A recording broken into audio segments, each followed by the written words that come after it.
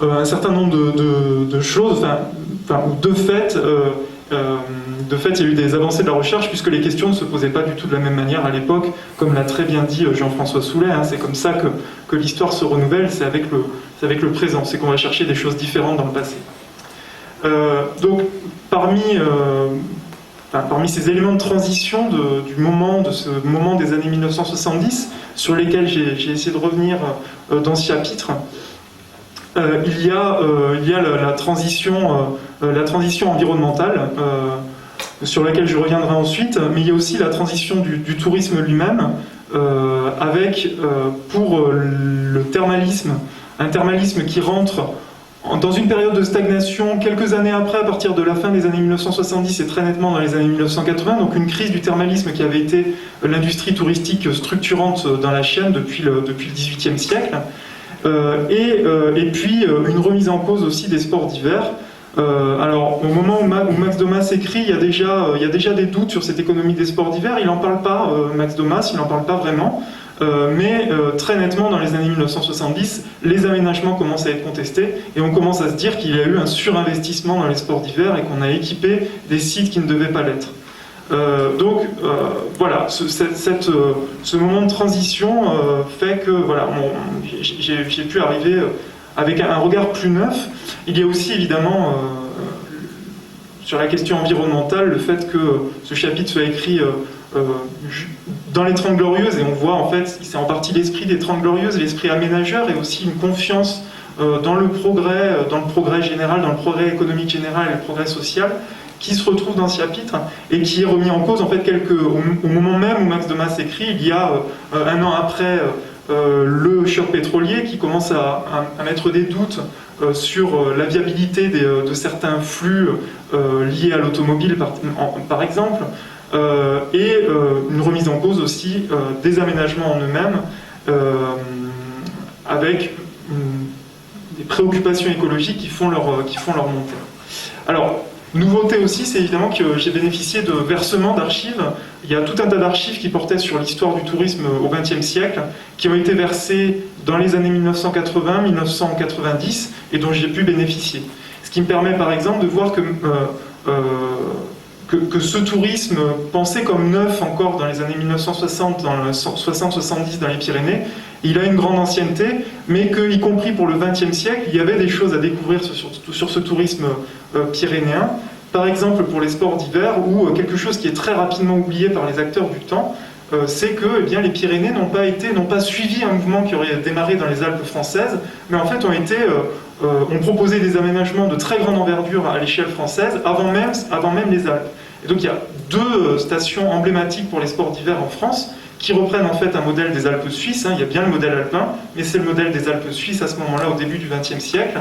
Ces Super Bagnères et Font Romeu, et qui apparaissent aussi, qui sont en fait deux aménagements majeurs en 1912-1913.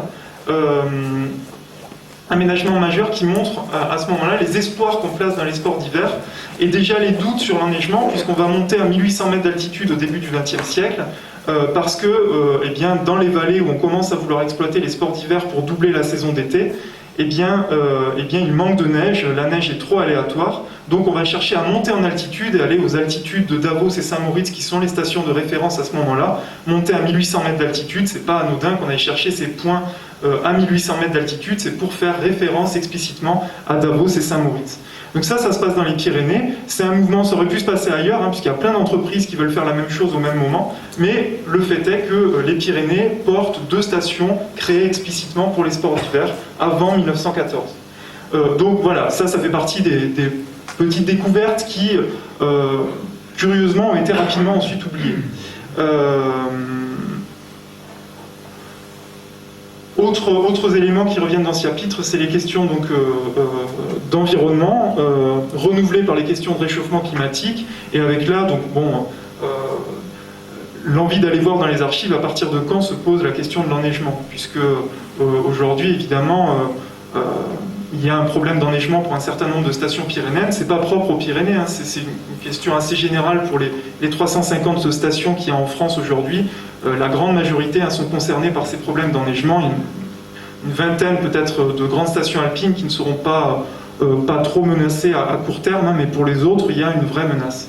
Bon, ce qu'on voit en fait dans les archives, hein, dans les dossiers d'aménagement de ces stations de sport d'hiver des années 1950-1960, c'est que la question de l'enneigement, elle est posée par les autorités, elle est posée aux aménageurs, elle est posée aux communes qui portent les projets, elle est posée aux promoteurs immobiliers aussi qui portent ces projets, mais elle est balayée à l'époque avec une sorte de confiance, hein, sur le fait qu'on sait qu'il y a de la neige sur ces massifs, on le voit, et on voit qu'en fait ce sont des stations qui sont lancées avec des aménagements, avec des investissements assez considérables, qui endettent les communes à long terme et qui les mettent en difficulté, qui les rendent très dépendants de ces aménagements sur le long terme, à une époque où de toute façon on n'entrevoit pas d'autres solutions pour sauver l'économie des vallées, en plein effondrement démographique, hein, jusqu'aux années 1970.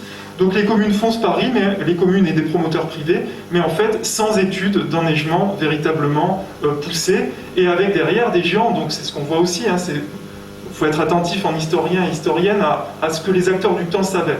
Le problème de la neige, les acteurs des années 1940, 1950, 1960, les acteurs du temps en ont tout à fait confiance, et il y a des avertissements très clairs sur le fait que l'enneigement sur un grand nombre de sites aménagés est trop aléatoire. Le réchauffement climatique arrive très nettement dans les années 1980 avec des années catastrophiques, hein. Il y en avait eu avant, hein, mais à la fin des années 1980, il y a 3 années successives sans neige. La question du réchauffement climatique est connue scientifiquement déjà à ce moment-là. Elle commence à arriver dans les services administratifs dans les années 1990, mais bon, on voit que les réactions, finalement, ça va être plutôt de faire confiance à la technique pour repousser un petit peu plus loin l'échéance. Donc la technique, c'est essentiellement les canons à neige. Bon, voilà, donc il y a une histoire, hein, sur ce réchauffement climatique. On peut aller voir en arrière la part réelle du réchauffement climatique dans les difficultés actuelles des stations. Je m'arrête là puisque je suis trop bavard, mais voilà. Bon, en tout cas, merci encore Jean-François Soulet pour cette proposition. Merci à tous les quatre, hein, d'avoir été concis alors que vous aviez beaucoup de choses à dire. Alors, je vous propose, il est midi 12, on a tous envie de manger, mais enfin, on peut quand même tenir encore, je pense. Donc, il peut y avoir des questions, n'hésitez pas, vous voyez que... Alors, monsieur? Oui, au sujet des 2 stations de ski de Font-Romeu et de... Super Panier. Il faut quand même savoir qu'elles ont été créées par la volonté d'un homme, Jean-Raoul Paul, directeur de la compagnie. Elles étaient reliées par le train, soit le train jaune qui existe toujours, soit la crémaillère de Luchon qui a été massacrée, et que ces stations de ski correspondaient à l'idée du développement fait par la compagnie du Midi, qui d'ailleurs, la même compagnie du Midi, permettait aux bergers de faire de la transhumance. On en a perdu la trace, mais on en retrouve des traces épisodiques dans la vie du rail, dans des journaux comme ça, qui l'aidaient à faire la transhumance. Les brebis montaient dans le train. Mais ce qu'il a voulu faire, c'est du développement touristique fondé sur ces stations de ski, donc bien avant les Alpes, ça vous avez raison, et qu'effectivement on a oublié, malheureusement, parce qu'à l'heure actuelle, on oublie l'histoire et on passe son temps à inventer nos choses. Merci pour votre intervention. Peut-être que mon voisin va vous répondre. Je veux simplement, personnellement, dire que M. Paul, le directeur de la compagnie Midi, mériterait une biographie. Hein.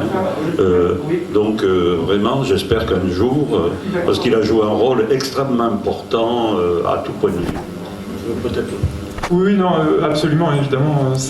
Le rôle de la compagnie des chemins de fer du Midi est très important. Et pour Luchon, il y a un personnage aussi, c'est Ludovic Dardenne, qui est vraiment le porteur du projet, le chocolatier. Donc le chocolat Dardenne, qu'on a une nouvelle jeunesse aujourd'hui sur le créneau du chocolat vegan. Bon, voilà, l'inventeur des premières recettes, c'est ce Ludovic Dardenne, qui est vraiment le porteur du projet, rejoint ensuite par Jean-Raoul Paul, qui voit l'opportunité effectivement économique de se saisir de cette économie des sports d'hiver pour amplifier les trafics sur les lignes de la compagnie de chemin de fer du Midi et moderniser la compagnie de chemin de fer du Midi, effectivement. Oui, tout de suite. Le rôle des hommes est évident, notamment dans ce domaine. Hein, Mire avec Pierre Wangali, avec Sanary, Cazot pour Barège, etc. Monsieur, pardon. J'ai été très intéressé par les interventions de chacun, mais il y a quelque chose qui m'a particulièrement captivé, c'est qu'il y ait parmi vous la présence d'un spécialiste de l'histoire romaine dans les Pyrénées. Alors, en tant que botaniste, il y a quelques questions qui me travaillent, et je dois dire que, étant donné l'indigence de la documentation sur cette époque, je n'ai pas les réponses à toutes mes questions, mais il y en a au moins 3 que je pose, comme ça, à tout hasard. Il n'y aura pas forcément de réponse, mais je serais quand même heureux d'entendre le spécialiste. La première question, donc, c'est concernant l'empreinte romaine sur les populations pyrénéennes, notamment les populations rurales. Et la première question qui me vient à l'esprit, qui me travaille depuis longtemps, c'est la viticulture dans les Pyrénées a-t-elle été introduite par les Phéniciens ou par les Romains? Alors, de mon point de vue de botaniste, il y a quelque chose de curieux quand même, c'est que dans les vignes phéniciennes du Liban actuel, de la Syrie, etc., il y a une tulipe particulière. Ensuite, en Italie, dans les vignes romaines, on retrouve la même tulipe. Et moi qui ai vécu longtemps en Gironde, j'ai retrouvé cette tulipe dans le Médoc. Et cette tulipe, on la trouve dans les Pyrénées aussi, c'est la tulipe de Delécluze. Donc la première question, c'est la viticulture pyrénéenne est née comment, par qui? La deuxième question, c'est la question de l'agriculture des céréales. Il y avait, dans l'époque néolithique, certaines céréales qui étaient cultivées un peu partout en Europe occidentale, mais est-ce que les Romains ont apporté des céréales nouvelles? La troisième et dernière question, ça concerne l'horticulture. Les fresques des jardins de Pompéi nous ont montré que les Romains étaient des grands amateurs de jardins, de beaux jardins, qui cultivaient des bulbes, tout un tas de jolies choses. Et il se trouve que, non seulement en Gironde, dans le Médoc, mais aussi dans les Hautes-Pyrénées, on trouve la jacinthe de Rome, Bellevalia romana. Alors, est-ce que les Romains ont apporté aux Bigérions le goût des beaux jardins? Merci. Ah, vous me posez des sacrés cols. Alors, je savais qu'il n'y aurait pas forcément de réponse. Ah, effectivement, Enfin, pour moi ça va être difficile dans la mesure où je suis assez peu spécialiste de ces questions-là. Je travaille plutôt effectivement sur l'occupation du sol, des genres de choses. Pour ce qui est des pratiques de la vigne, la réponse pour le coup elle est plus facile, au moins pour, on va dire, pour ce côté-là de l'Aquitaine que je maîtrise beaucoup mieux, c'est romain. C'est romain,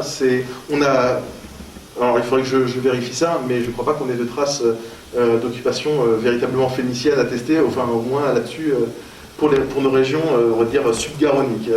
Là-dessus, ça c'est... Voilà, peut-être que... Mais moi, pour le coup, On ne peut pas trop s'éterniser. Oui, voilà. Donc non, ça va être difficile effectivement de vous répondre. Pour les deux autres questions, là pour le coup, c'est vraiment très très précis et très technique. Je ne pourrais pas vous répondre vraiment précisément à ce sujet. Par contre, les questions sont intéressantes. C'est des choses qu'on peut se poser comme question, mais sur lesquelles on peut s'interroger. Mais pour le coup, je ne suis pas assez spécialiste à ce niveau-là sur la botanique pour l'époque romaine. Voilà. merci. Je suis désolé du coup de battre en retraite comme ça.